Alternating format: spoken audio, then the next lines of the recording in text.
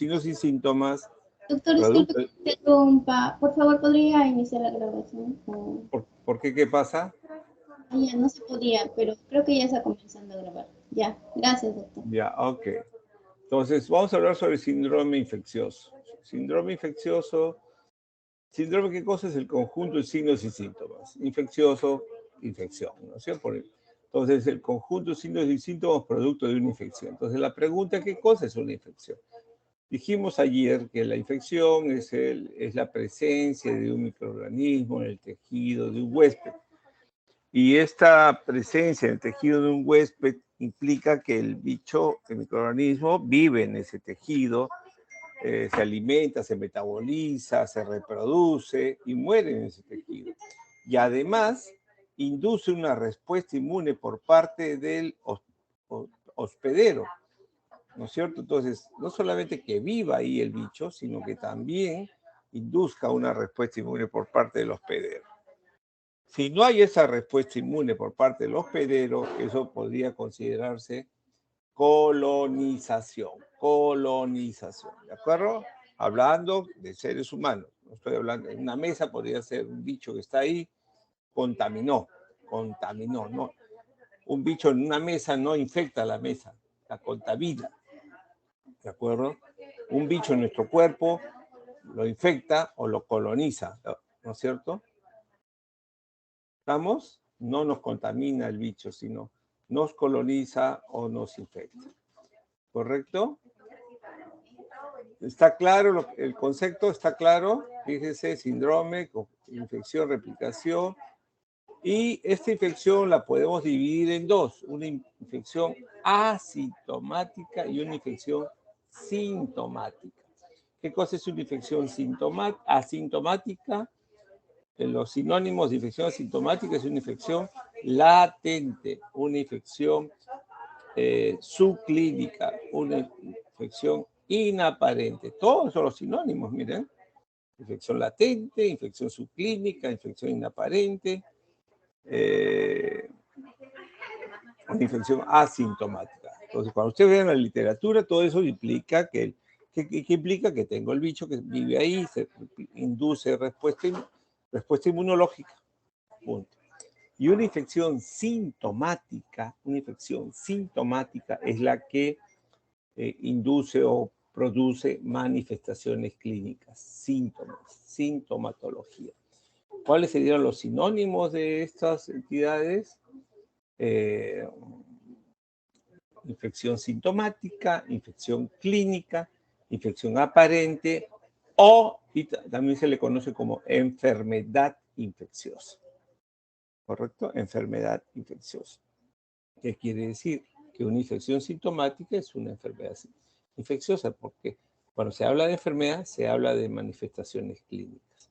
Entonces, cuando ustedes tengan un paciente y el paciente le diga, tengo una infección, ustedes tendrán que averiguar si es una infección asintomática o sintomática. Le preguntas, ¿tienes alguna molestia? ¿Cómo sabes que tienes una infección? Me he hecho una serología y ha salido tal. Entonces, y no tiene síntomas, entonces será una infección asintomática. No, tengo tos, fiebre, será una infección sintomática o una enfermedad infecciosa. Entonces, cuando hablen los colegas y digan, tenemos problemas con las enfermedades infecciosas. Enfermedades infecciosas tienen que ser sintomáticas. Cuando tengo una infección, me preguntas, ¿es asintomática o sintomática? ¿De acuerdo? Con todo este trabalenguas, espero que hayan entendido. ¿No es cierto? ¿Alguna pregunta hasta acá? ¿Está claro? Para hablar apropiadamente. ¿De acuerdo? ¿Correcto? Preguntas, por favor. No se queden callados. Tengo que repetirlo, explicarlo de otra manera. Lo haré. ¿De acuerdo? Recuerden que no hay pregunta tonta. Hay tonto que no pregunta. Y de esos abundan un montón, que no preguntan. ¿Ya? Ok, muy bien. Enfermedad, manifestaciones clínicas, la infección inaparente. ¿Cómo sabríamos infección inaparente? Ya adelantamos un poquito, anticuerpos, una leucocitosis, leucopenia, ¿no es cierto? Podría ser una velocidad de cementación globular aumentada, una proteína C reactiva, ¿no es cierto?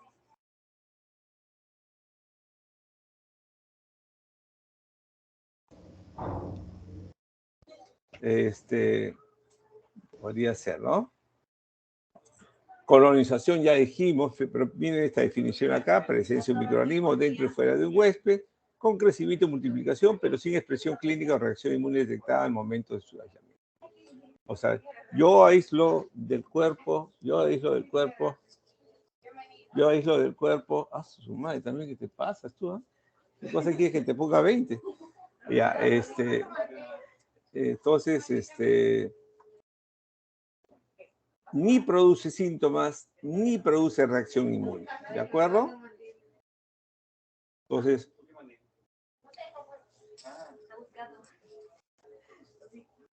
colonización.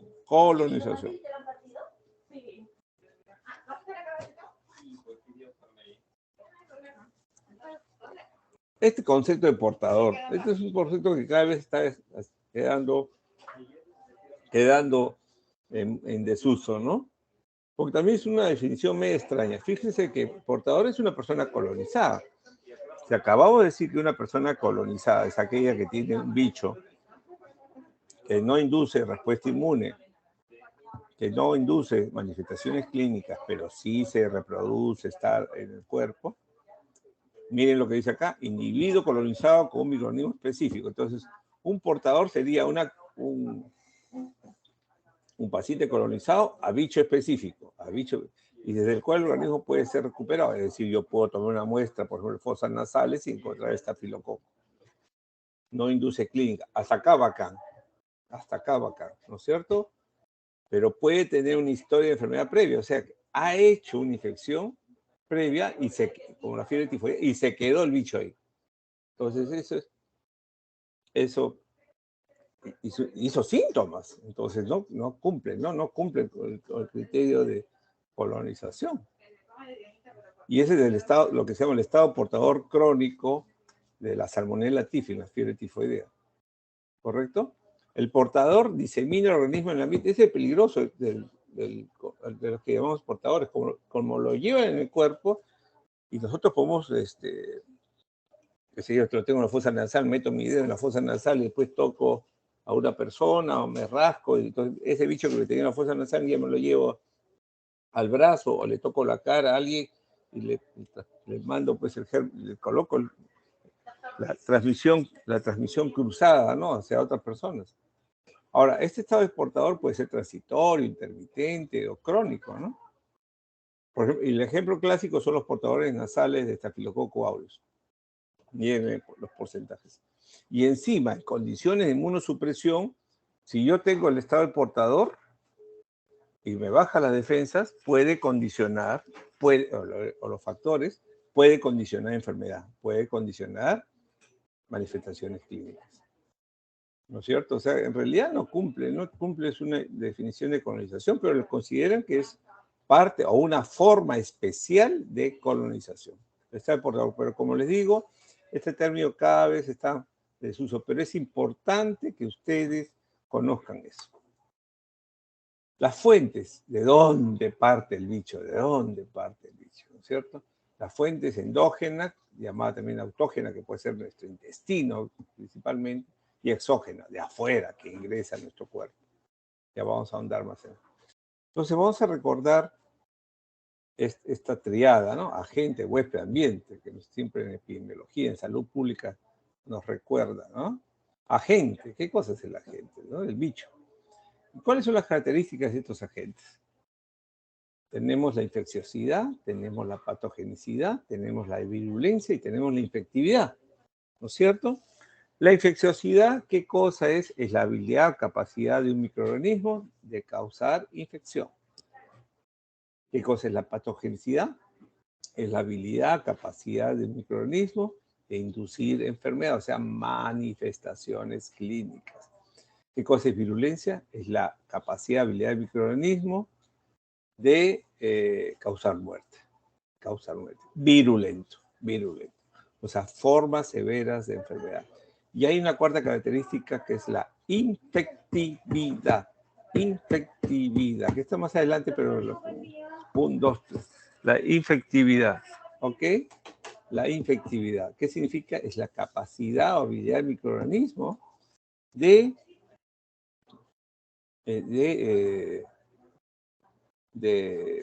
pasar a otro organismo, a otro ser humano, en este caso si estamos hablando de infecciones en seres humanos, en el menor número de exposiciones, en el menor número de exposiciones. O sea, por ejemplo, vamos a ver, por ejemplo, Tello está con Rodríguez y Tello tiene un bicho y se encuentra una vez y por ejemplo, tose y en la primera tosida no lo transmite. Entonces se separan y tiempo después regresa y vuelve a toser en la cara de Rodríguez y esta vez sí el bicho ingresa, ¿no es cierto? Entonces, eso se llama infectividad. Lo atacó en la segunda exposición. Hay otros que bichos que pueden pasar a otras personas en la primera exposición. ¿Y cómo mido esas características del bicho? Con indicadores. ¿Qué indicadores tendría? Mi tasa de infecciosidad, mi tasa de infección, mi patogenicidad, mi tasa de morbilidad, ¿no es cierto? De morbilidad. Virulencia, mi tasa de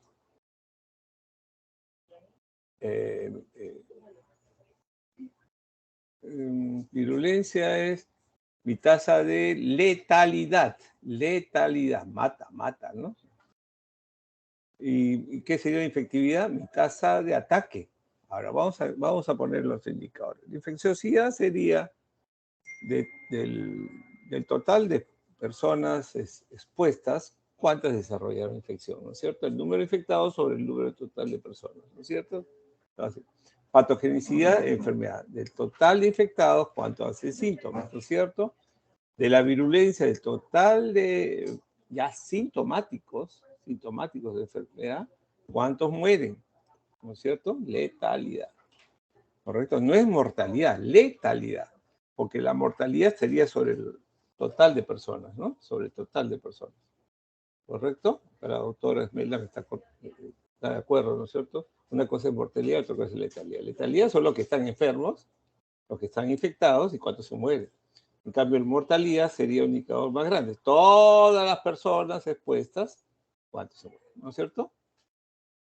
Y la infectividad tendría que ver con la tasa de ataque.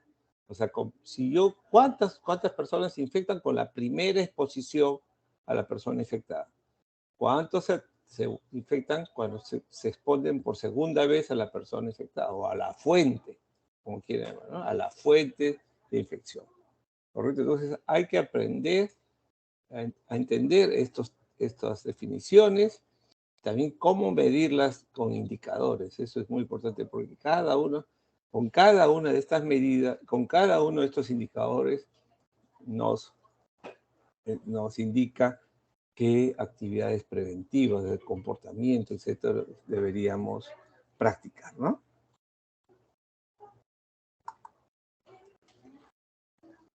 Todos somos susceptibles, en mayor o menor grado, pero también de acuerdo a las características del huésped, o sea, de nosotros mismos, ¿no es cierto? Si somos inmunocompetentes o inmunocomprometidos, o tenemos factores extrainmunes que nos faciliten la infección, que sería, por ejemplo, si tengo un catéter venoso central, ¿no es cierto? Si tengo un catéter urinario, por ejemplo, o vivo con un paciente con tuberculosis y me tose la cara toda la noche. Imagínense que mi esposa tenga tuberculosis y dormimos juntos y me tose todas las noches. Y no hemos hecho ningún tipo de prevención. O tienen una pareja que tiene actividad sexual y uno de ellos está quemado, si tiene una infección de transmisión sexual, no toma, ¿no? Podría ser el primer contacto sexual no protegido, como podría ser la segunda, sí.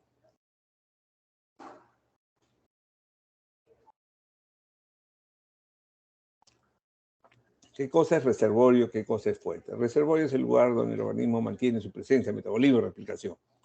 Y ese reservorio puede ser específico para un bicho o puede ser inespecífico. Le da igual estar en uno o en otro. ¿Y qué cosa fuentes? ¿Qué cosa es una fuente? Es el lugar desde el cual el agente infeccioso pasa al huésped y puede ser animada, un ser vivo o inanimado, un objeto inanimado, ¿no? No vivo. Esa fuente hemos dicho endógena, translocación bacteriana intestinal o microbiana intestinal, o puede ser exógena, ¿no? La transmisión cruzada, la mano sucia, la tos.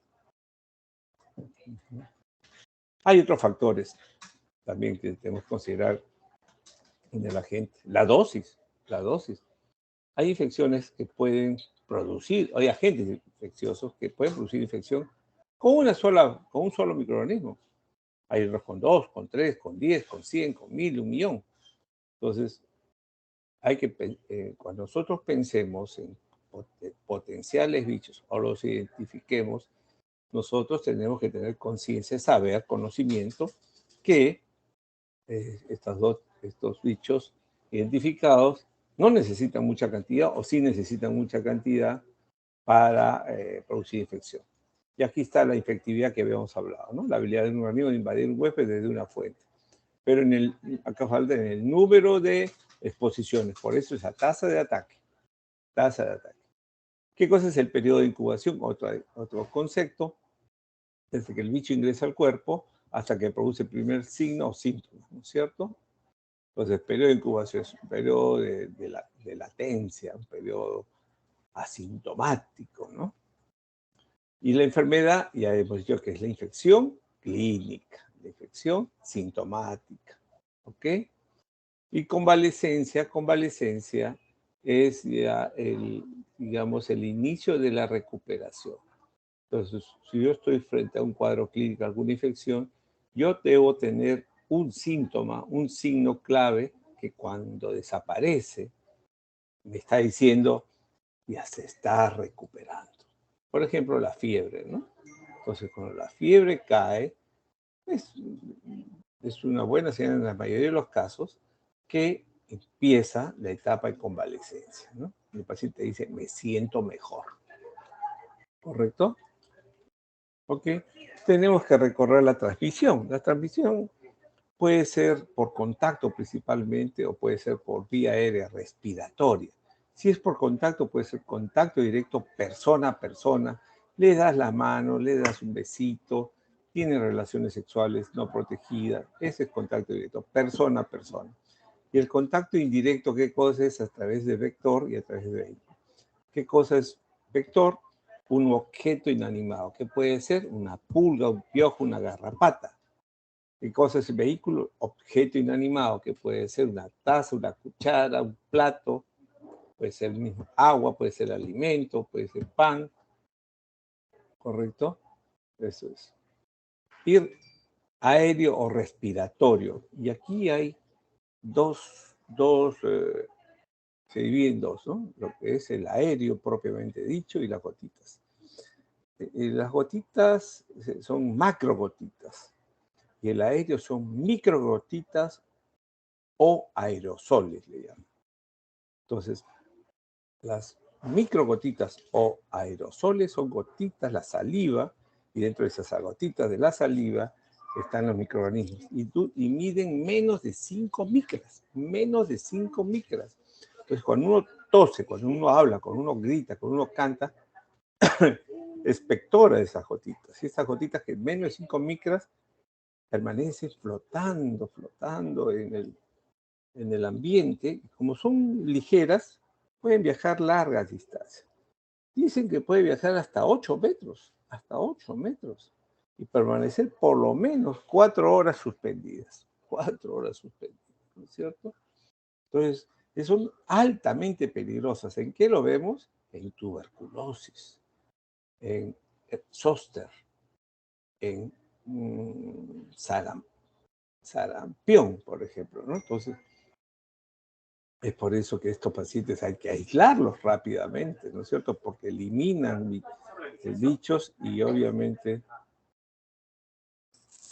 eliminan estos bichos y rápidamente pueden contagiar. Y las macrogotitas son más grandes, pesan más y obviamente no se mantienen tanto tiempo suspendidas en el aire. Entonces no viajan más de 2 metros y luego caen en la superficie, en el suelo, en la mesa, en la silla, en la cama, y entonces no viajan más de 2 metros. Entonces, el peligro, su área de contagio es 2 metros, ¿no? Su circunferencia. En cambio, en el aéreo que es mucho más larga el área, ¿no? Entonces, ¿qué hacemos en el aéreo propiamente dicho? En las microgotitas, en los aerosoles, aislamos los pacientes en cuartos personales y si todos tienen lo mismo, los ponemos en cohorte, en una habitación grande a todos, ¿no es cierto? En cohorte se llama eso. ¿Qué usamos nosotros para el respiratorio? Las mascarillas especiales respiradores N95. N95. ¿Quién usa N95? El personal que va a atender a ese paciente. El personal que va a atender. Y el personal que va a cuidar, el familiar que va a cuidar a ese paciente se pone N95 porque la N95, voy a prender cámara, ¿ya? Voy a prender cámara para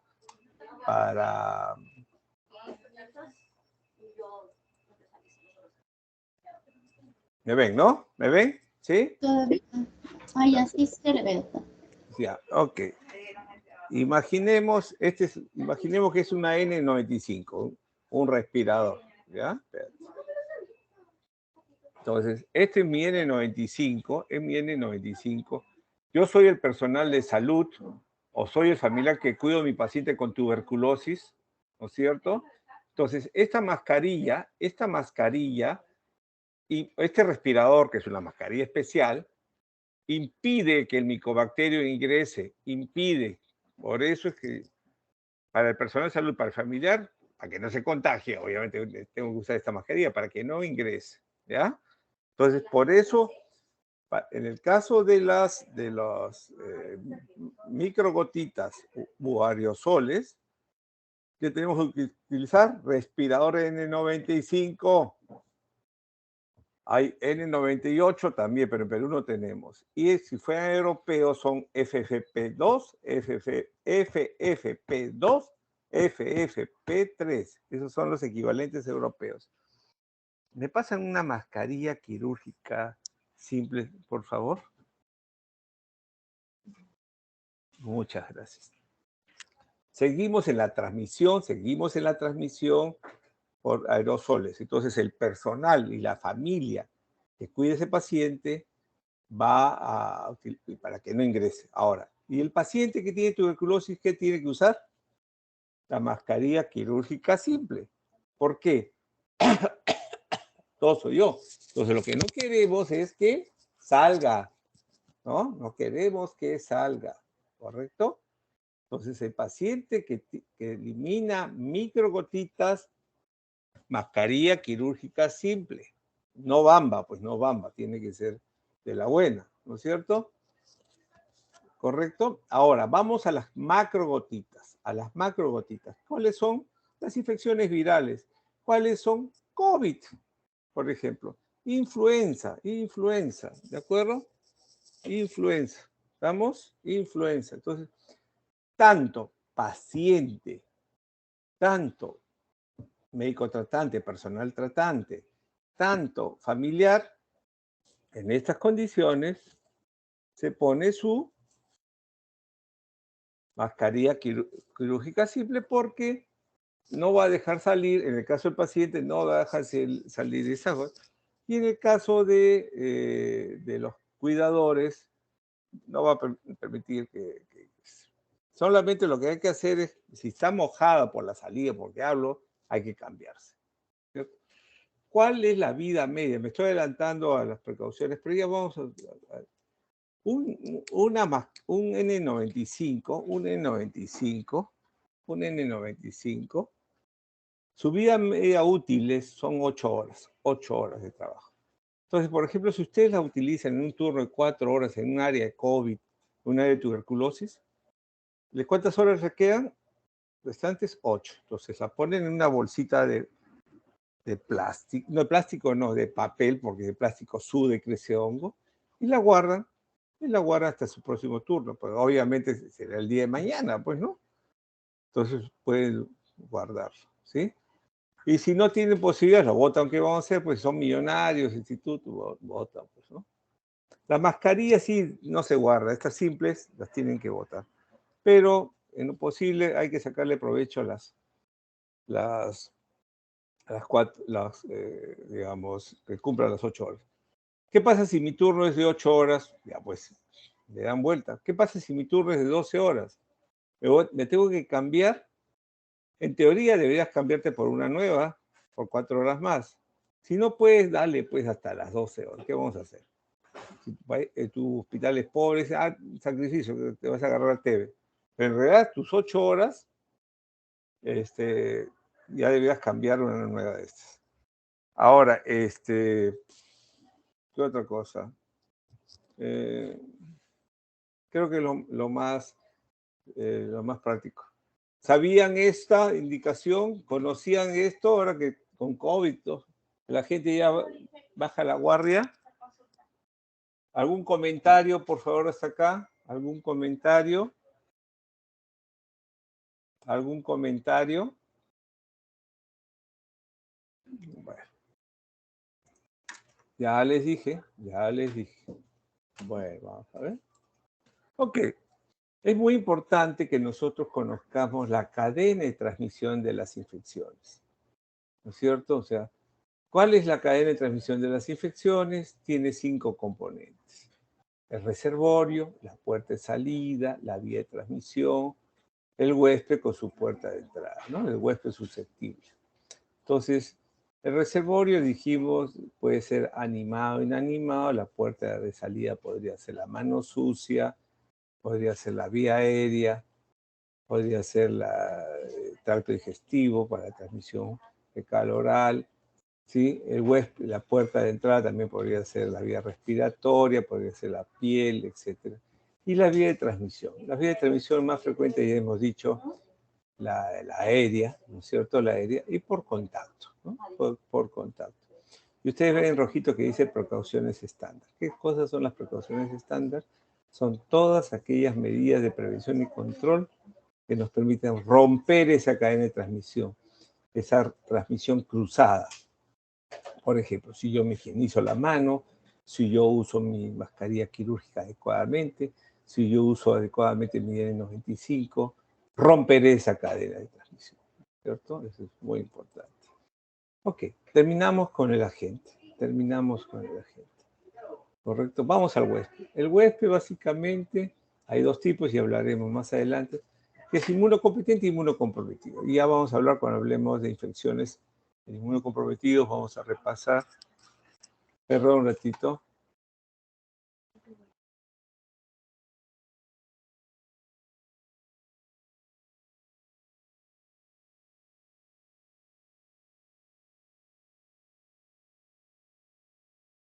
Ok. Muy bien. Y tercero es el ambiente. El ambiente. El ambiente no se refiere al ambiente, la discoteca, ¿no? Sino hay que saber dónde vivo, por ejemplo, ¿no? Dónde he viajado, he estado la última semana, dónde he estado hace un mes, he viajado al norte del país, al centro del país, al sur del país, he viajado al oriente peruano, a la sierra, he viajado a China, he viajado a Asia, me fui a Qatar, me fui a España, Estados Unidos, me fui al Polo Norte. También conductas de riesgo. Me he metido con 100 personas en las últimas 24 horas, ¿no es cierto? Tengo un catéter venoso central, me acaban de operar, tengo que recibir nutrición parenteral, o sea, todo lo que son los datos epidemiológicos, los procedimientos, los factores predisponentes, los factores condicionantes, los factores de riesgo, hay que considerarlos acá en ambiente, ¿no es cierto? En ambiente. Ok. ¿Preguntas? ¿Preguntas? ¿Hay alguna pregunta, por favor? Sí, doctor, Diga. en agente mencionó 3 características importantes, ¿no? La infecciosidad, la patogenicidad y la virulencia. Pero 4. La infectividad estaba como que un poco separada. Esa No, era no, mi... está separado ahí, pero le he puesto ahí, son las 4, son 4, son 4. Son 4. Lo que está en otro slide. Pero ya de flojera no lo puse en el mismo slide. Ya será para el próximo año. Pero por eso es que lo mencioné. Son características. ¿Ya? Medía la tasa de ataque, ¿verdad? La tasa de ataque primaria a la primera, la tasa de ataque secundaria, ¿no es cierto? Y así. Entonces, ¿Ya? ¿Alguna otra pregunta, por favor?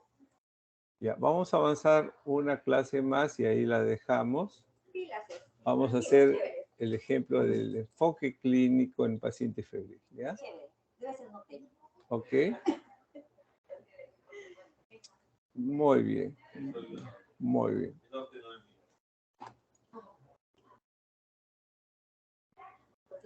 Son pacientes, ¿no?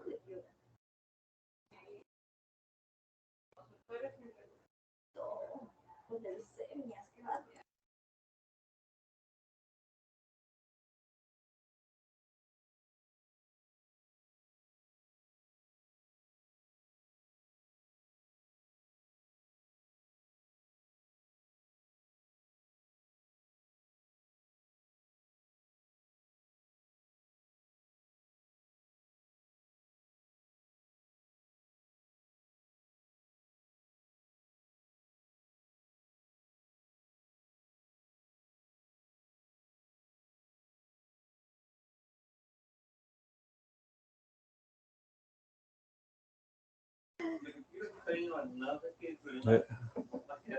Ok, vamos a hablar del enfoque clínico del paciente febril como ejemplo.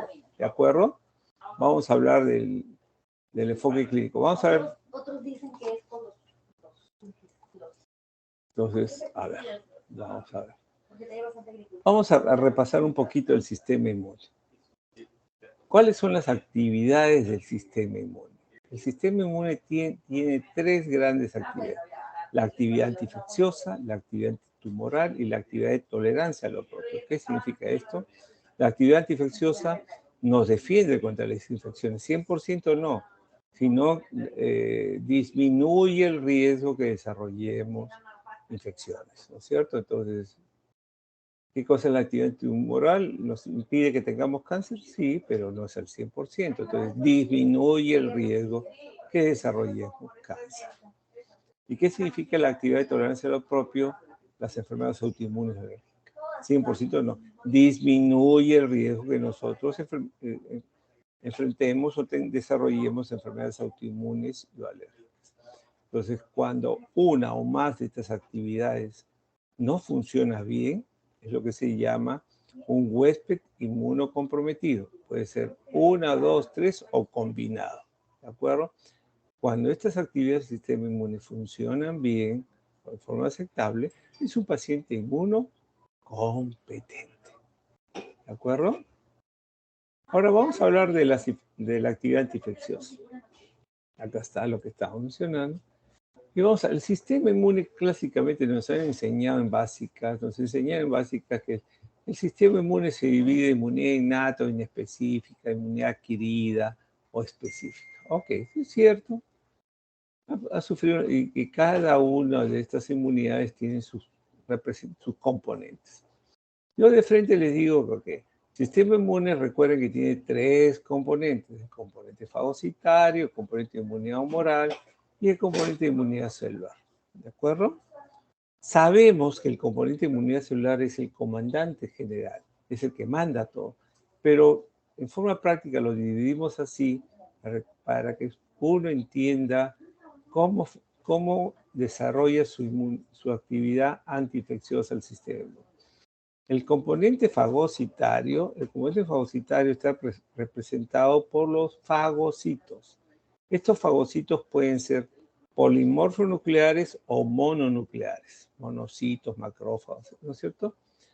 Pero aquí nos interesa hablar más de los polimorfonucleares. Estos polimorfonucleares, sobre todo los neutrófilos, porque son nuestra primera línea de defensa, ¿De acuerdo? Y estos neutrófilos nos defienden contra bacterias extracelulares no capsuladas y hongos leboriformes y filamentosos. Entonces, si nos defiendes contra este tipo de microorganismos, quiere decir, si no funciona bien,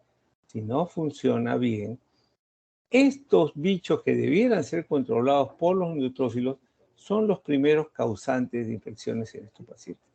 Entonces, en pacientes que desarrollan neutropenia, que es la falla de los neutrófilos, la neutropenia puede ser cuantitativa o cualitativa, ya hablaremos, estoy adelantando. Las infecciones que con mayor frecuencia desarrollarán este tipo de población son por bacterias extracelulares no capsuladas y hongos leboriformes y filamentosos. ¿De acuerdo? Vamos, y ahora es un momento para... Pero hay que primero tener el concepto. Y en el caso de la inmunidad humoral, el representante es el linfocito B, que se transforma en células plasmáticas que producen inmunoglobulinas y se encarga de controlar los microorganismos encapsulados, ya hablaré. Y la inmunidad celular está dada por linfocitos T4, principalmente linfocitos T, principalmente el linfocito T4, que es nuestro comandante general de la defensa, que produce citoquinas y nos protege contra microorganismos intracelulares y algunos extracelulares. ¿Ya? Entonces dirán, ¿y las bacterias extracelulares no capsuladas? ¿De dónde están los encapsulados o capsulados? Ah, está pues en humoral, bacterias extracelulares capsuladas también, ¿no? ¿Correcto? Entonces fíjese qué importante. Por eso es que la primera pregunta cuando enfrentamos un paciente que viene y dice, doctor, tengo fiebre. Entonces usted la primera pregunta que tiene es, aguanta. ¿Esa fiebre se produce en qué tipo de huésped? ¿Inmunocompetente, inmunocomprometido? Esa es la primera pregunta que tiene que hacer. Usted, y luego ya empieza pues el interrogatorio, todo. ¿No es cierto? El doctor le dice que sí puede ir a... ¿Es una reunión? Sí, un rato. ¿Es reunión? Sí. Ya. Es reunión de emergencia. Doctores, vamos a dejarlo ahí, ¿ya? Vamos a dejarlo ahí, la reunión se ha adelantado. ¿Ok? Ya vamos, pero vamos a recuperar todas estas horas, ¿ya? No se preocupen. Ya, ¿Ok? Les deseo pues una feliz Navidad en Cristo nuestro Señor. ¿Ya? Cuídense mucho. Gracias, Y nos vemos el lunes. El lunes a las 12 del día y después ya de 8 a 10, ¿ya? Ok, que les vaya bien. Hasta luego. Gracias, Doctor. Gracias, doctor. Gracias, doctor.